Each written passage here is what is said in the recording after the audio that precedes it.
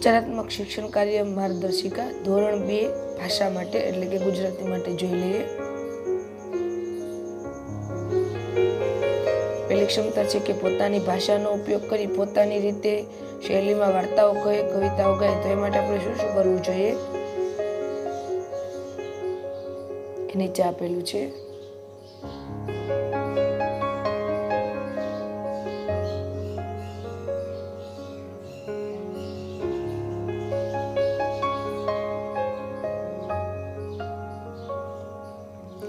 બીજું છે કે પરિચિત સંદર્ભમાં પાઠ્યપુસ્તક અને બાળ સાહિત્ય વાંચે છે અને તેના વિશે અનુમાન લગાવે છે. તો એ બાબતે આપણે શું કરવું જોઈએ ઉપચારાત્મક?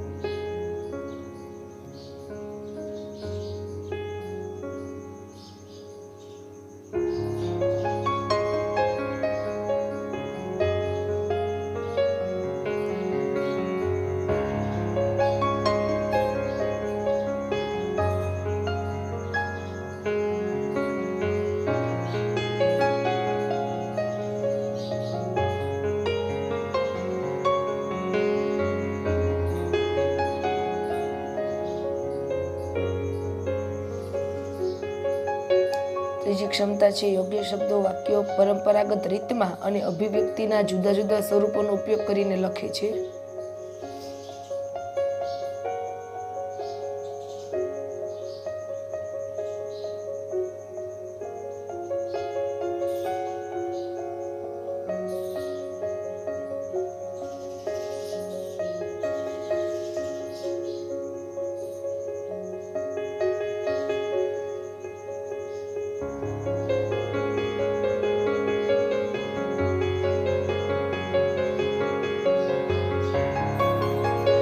ક્ષમતા છે કલ્પના અને સર્જનાત્મકતાથી વાર્તા લખે છે અને વિસ્તારે છે.